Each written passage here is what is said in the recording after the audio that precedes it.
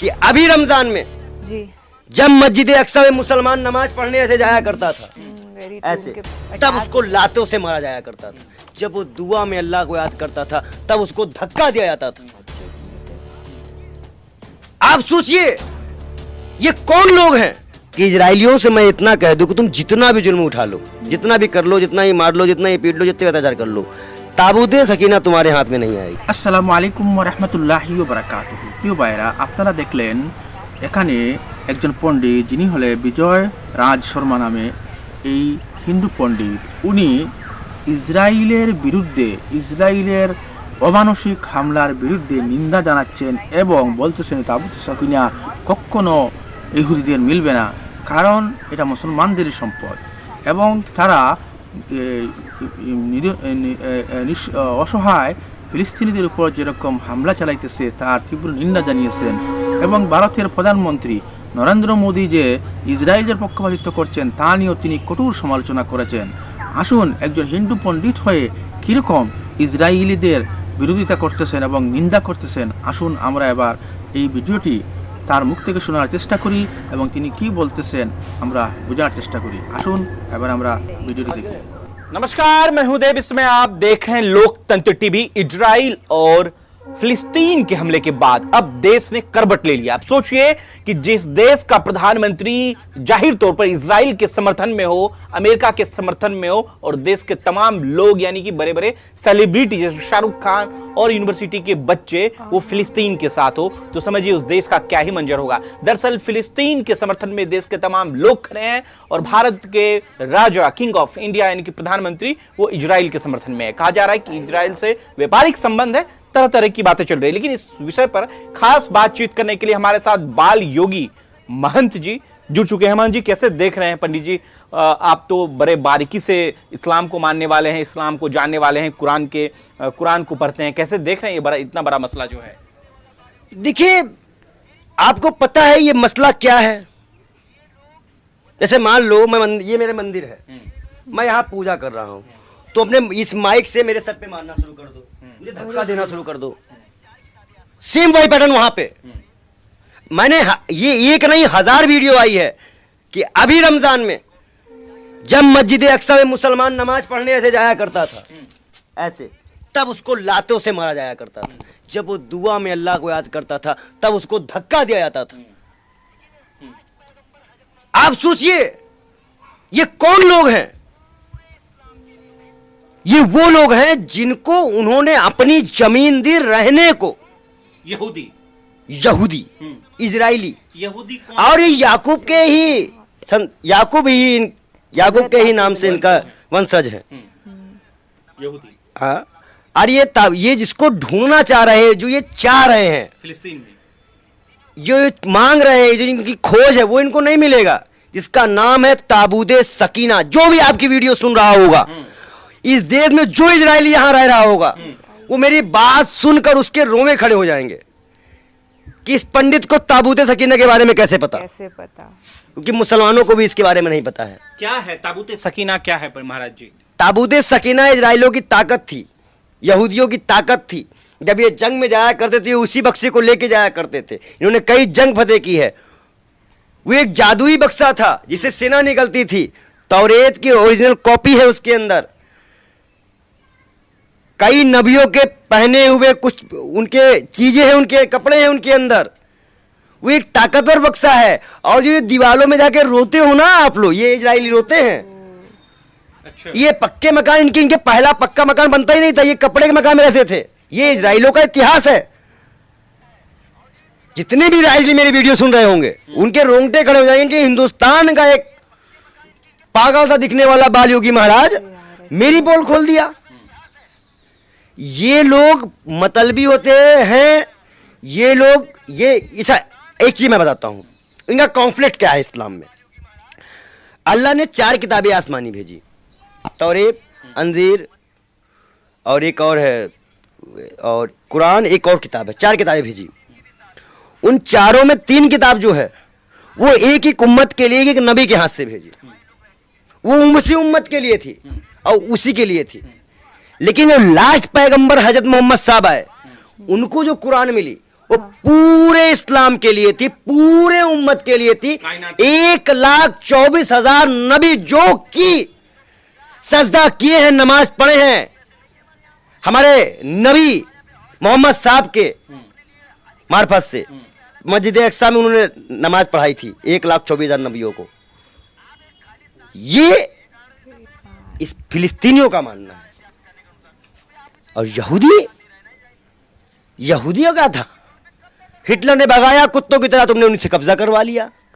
देश के प्रधानमंत्री को अगर विदेश नीति ये बात करनी चाहिए तो क्या वो हमको बताए कि जब वो 2017-18 में फिलिस्तीन इजराइल की यात्रा जब वो किए थे तो हाइपेनेशन थ्योरी जो उन्होंने दी थी कि ना हम इजराइल के भी साथ हैं और फिलिस्तीन के भी साथ हैं, जबकि हमारे देश में भी स्वतंत्रता सेनानी हम रह चुके हैं, हमारे लोग रह चुके हैं, हमने भी ब्रिटिश अंग्रेजों से अपने देश को आजाद कराया है। तो क्या अगर फिलिस्तीनी के हमबास जो कि वहां का गांजा पट्टी का वहां इलेक्शन भी जीतता है, पब्लिक सपोर्ट भी करती है उसको, चरमपंथी अगर वो करते हैं, तो क्या हमारे माओवादी और नक्सलवादी ऐसे नहीं है हमारे यहाँ पर?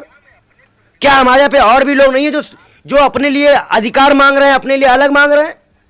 फिर आप खालिस्तान को क्या कहोगे? आप एक खालिस्तान के लिए कांग्रेस रिश्ता तोड़ दिए, वो आतंकवादी एजेंडा चला रहे थे आपके कहने के अनुसार, तो फिर आप ही तो ये आतंकवादी का साथ दे रहे हैं ना इजराइल का, क्योंकि वो दूसरे के मुल्क पे कब्जा कर रहा है। ट्रू, वेरी नाइस, बहुत अच्छा स्टेटमेंट है। अमेरिका इसमें अपना बदला लेना चाह रहा है। अमेरिका चाह रहा है कि ईरान बोल दे और एक और मुसलमान कंट्री को हम तबाह बर्बाद कर दे, जैसे इराक को किए थे। ये बहुत मसला है। आप पूछो हमें कैसे पता? कैसे पता? यूपीएससी स्टूडेंट है हम, मोदी की तरह अनपंग अंगूठा टेक नहीं है, योगी जी की तरह घंटी नहीं बजाते, नहीं करते हम। इसलिए मैंने आपको जो रिपोर्ट दी उसमें इजराइलियों को भी शामिल किया। अब आते हैं इजराइलियों के एक इतिहास पे, और मैं आपको अच्छी बात बता दूं। ऐसे मान लीजिए हम सब हिंदू हैं, आपके कुल देवता अलग होंगे, हमारे कुल देवता अलग होंगे, किसी के अलग होंगे। क्या मैं अपने कुल देवता के पास जाऊंगा तो क्या आप हमें खड़े होकर वहां से लात मार के भगा देंगे? जबकि हमारे पूर्वज, हमारे धर्म का एक ही है, अल्लाह। जब फिलिस्तीनी मस्जिद अक्सा में जाते थे, आज उनको क्या किया गया बताया आपको? क्या किया गया? आज आपने बम ब्लास्ट कर दिया। इससे पहले आप मस्जिदों में हमला करते थे, तो मस्जिदों पे हमला करने वाले आप इस्लाम में कैसे मानने वाले हो सकते हो? जबकि इस्लाम कहता है, ये कुरान कहती है, ये कुरान कहती है कि एक इंसान का कत्ल पूरी इंसानियत का, इस्लाम का कत्ल है अगर कोई बेकसूर मारा जाए। आज आपके बम ब्लास्ट में आप लड़ाकुओं से नहीं लड़ रहे हो, हमास से नहीं लड़ रहे हो, आप आवाम से लड़ रहे हो। आप आवाम पे बम गोले चला रहे हो, आम लोगों को मार रहे हो, उसमें बच्चे तबाह हो रहे हैं, मर रहे हैं, पड़ रहे हैं। अब भारत ने कभी ऐसे युद्धों का समर्थन नहीं किया, लेकिन मोदी जी तो कर रहे हैं। इतिहास है इस देश के प्रधानमंत्री के लिए। हमारा देश उस वक्त से लेके आज तक, याद करिए, काला इतिहास। जब हथियारों की ओर यूएसए और यूसीआर का चल रहा था, तब नॉन निरामन मूवमेंट बनाकर हमने कहा था ना हम यूएसए का साथ देंगे, ना हम यूएसआर का साथ देंगे। हम तृतीय विश्व की मांग करके तृतीय विश्व युद्ध में हमारा संस्थापक देश रहा, नेहरू जी संस्थापक रहे थे उसके। हमने कभी हिंसा का नहीं दिया था, निशस्त्रीकरण का प्रचार किया था, निशस्त्रीकरण का प्रचार किया था। और आज तक हमें अगर पाकिस्तान के पास परमाणु ना होता तो हमें, और चाइना के पास परमाणु ना होता तो हमें भी परमाणु जमाने की कोई जरूरत नहीं थी। हम जियो और जीनो दे की भाषा में बात करते थे, लेकिन इस देश के प्रधानमंत्री ने काला इतिहास दिया। आज अगर वो मानते हैं तो क्या 40 करोड़ मुसलमान की आस्था इजरायलियों से बड़ी हो गई? 40 करोड़ लोगों की जिन्होंने अल्लाह और कुरान की बात करके मोदी जी मस्जिद में जाके बोलते थे, क्या उनसे बड़े हो गए इजरायली? क्या नरेंद्र मोदी अल्लाह से बड़े मानते हैं इजराइल को? ये मेरे भी तो सवाल ही, मेरा नहीं, आम मुसलमान का सवाल है। कहा जा रहा है कि इजराइल पर, मोदी जी पे सवाल करिए ना आप। मैं कह रहा हूं, अगर मोदी जी ने ये फैसला दिया है तो उन्होंने क्या सोच के दिया? पेगासस। देखिए, कहीं ना कहीं ये चुनावी तौर पे समर्थन है इजराइल का, राजनीतिक और विदेश नीति देख के नहीं है। पहली बात, कहीं ना कहीं मुझे एक बात का एहसास तो है, और मैं बहुत बस ये जानिए कि मेरी कुछ मैं बोल नहीं सकता इस पे, लेकिन इतना ज़रूर कहूँगा कि इस देश के प्रधानमंत्री ने नरसंहारों की लिस्ट में इंडिया को जोड़ दिया। अरे आज से इंडिया भी नरसंहारक देश में आने लेकिन लगा। कांग्रेस पार्टी ने तो फिलिस्तीन का समर्थन किया। CWC की मीटिंग में जिस तरीके से बैठक में जो कांग्रेस क्रांतिकारी होते हैं, जिन्होंने देश आज़ाद किया है, जिनके पूर्वज इस देश में शहीद होते हैं ना, उनको पता है फिलिस्तीनियों का दर्द। आपको पता होना चाहिए। कांग्रेस ने इस देश को आज़ाद कराया। महात्मा गांधी, नेहरू, सरदार वल्लभ भाई पटेल, चंद्रशेखर आज़ाद, भगत सिंह।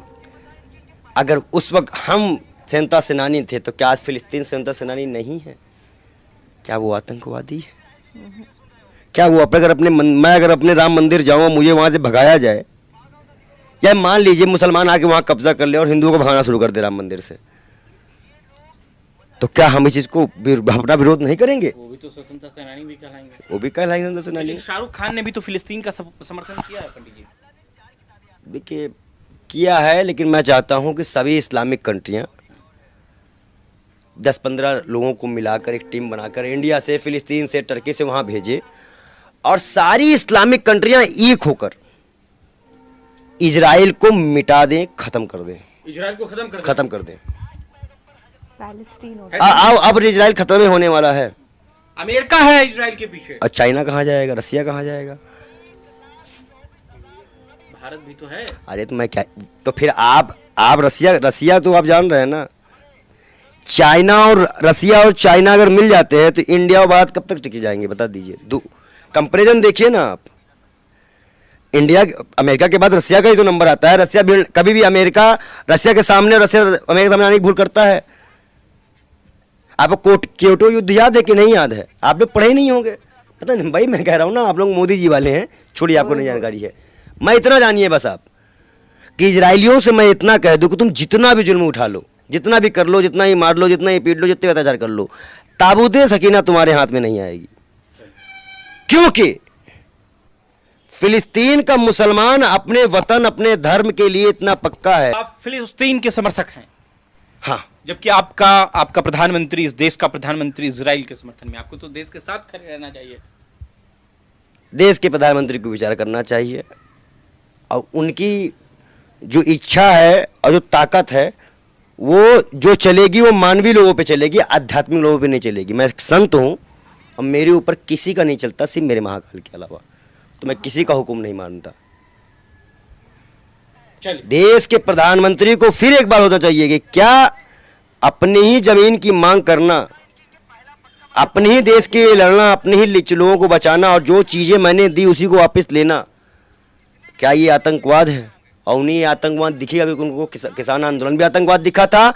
उनको मणिपुर जलता रह गया। मणिपुर भी तो आतंकवाद है। दिखा मणिपुर? बोला कोई? कितनी आग लगी वहां पे? बेटियों का रेप हुआ, उस पे नहीं बोलेंगे, उसका साथ दीजिए ना, जाइए वहां पे। तो कोई, अरे ट्वीट की बात कर रहे हैं आप? मैं कह रहा हूं देश की बेटियों के साथ जंतर मंतर में क्या हुआ? आप देखिए, इस देश का प्रधानमंत्री ऐसी भाषा बोल सकते हैं क्योंकि उन्होंने ऐसे कार्यक्रमों में साथ दिया है। फिर तो आप अल्लाह ताला से दुआ कर रहे हैं कि फिलिस्तीन किसी तरह मुकम्मल तरीके से जीतेगा। जा मस्जिद का ऐलान है, वहां जाएंगे, बहुत जल्द आपसे मुलाकात होगी। लेकिन जो मैंने आपको बताया कि नमाज पढ़ते वक्त लोगों को मारा गया, दुआ करते हुए लोगों को मारा गया, ऐसे किताब खोल के तराबी पढ़ रहे हैं, ये पावन किताब है, इसको लातों से मार रहे हैं वो लोग। जो पढ़ रहा है उसको भगा दे रहे हैं ये लोग। तो ये जुल्मी तो है। जुल्म कोई भी करेगा फिर कोई बर्दाश्त नहीं करेगा। जब बात मान सम्मान की आ जाती है, बात अपने ऊपर आ जाती है, बात अपने धर्म पे आ जाती है ना, तो बात चाहे राम की हो, चाहे रहीम की हो, चाहे अल्लाह की हो, चाहे किसी की हो, हम सब के लिए गर्दन कटवा देंगे। बहुत बहुत शुक्रिया। दरअसल अगर आप वीडियो सोशल मीडिया पे देख रहे हैं तो कमेंट कर अपनी प्रतिक्रिया जरूर दीजिएगा कि आप इस युद्ध में, यानी कि फिलिस्तीन और इजराइल के युद्ध में आप किनके। তো বন্ধুগণ, আপনারা দেখলেন পণ্ডিত বিজয়রাজ শর্মার খুব যুক্তিসঙ্গত এবং যুক্তিপূর্ণ একটি বক্তব্য। উনি ভারতীয় প্রধানমন্ত্রী নরেন্দ্র মোদীকে খুব বেশি সমালোচনা করেছেন এবং বলেছেন যে যদি রাম মন্দিরকে এসে মুসলমানরা যদি দখল করে নেয়, তাহলে আমরা যদি প্রতিবাদ করি তাহলে দেখি আমাদেরকে সন্ত্রাসী বলা হবে। যখন ভারতীয় ব্রিটিশরা আগ্রাসন চালিয়েছিল, দখল করেছিল, তখন ভারতের এই মানুষ, ভারতের জনসাধারণ যখন ব্রিটিশদের খেদিয়েছিল, তখন কি তাহলে কি আমরা সন্ত্রাসী হয়ে গেলাম? ঠিক অনুরূপভাবে ফিলিস্তিনের ভূমিকে ইহুদিবাদী ইসরায়েলিরা ওরা জবরদখল করে রেখেছে। তাদের জমিনকে, তাদের মাটিকে তারা তাদের অধিকারকে তারা কেড়ে নিতে তারা যে অস্ত্র হাতে নিয়েছে, তারা সন্ত্রাসী নয় বরং তারা মুক্তিবাহিনী। বন্ধুগণ, উনি পণ্ডিত বিজয়রাজ শর্মাজি খুব সুন্দরভাবে ভিডিওটি উপস্থাপন করেছেন। আশা করি আপনি শুধু এই পণ্ডিত বিজয়রাজ শর্মা কোনো সাধারণ পণ্ডিত নয়, উনি বিভিন্ন ধর্মগ্রন্থের উপর রিসার্চ করে থাকেন এবং ওনার অনেক বক্তব্য সোশ্যাল মিডিয়ার মধ্যে রয়েছে। উনি কোরআনও পড়ে থাকেন, উনি বাইবেল, গীতা, বেদ, উপনিষদ, হিন্দু ধর্মগ্রন্থের যত কিতাব আছে সবই উনি পড়ে থাকেন এবং ওনার জ্ঞান রয়েছে। তার সাথে সাথে অন্য ধর্মগ্রন্থগুলো উনি পড়ে থাকেন এবং তারও জ্ঞান রয়েছে। বন্ধুগণ, এই বিজয়রাজ শর্মাজির বক্তব্য থেকে আপনার কি অনুভূতি পেলেন এবং কি বুঝতে পারলেন ভিডিওর কমেন্টে এসে অবশ্যই জানাবেন। আশা করি আপনারা এই ভিডিওটি আপনার বন্ধুবান্ধবকেও দেখার সুযোগ করে দেবেন এবং চ্যানেলে যদি নতুন এসে থাকেন অনুগ্রহ করে চ্যানেলটিকে সাবস্ক্রাইব করবেন। আসসালামু আলাইকুম ওয়া রাহমাতুল্লাহি ওয়া বারাকাতুহু।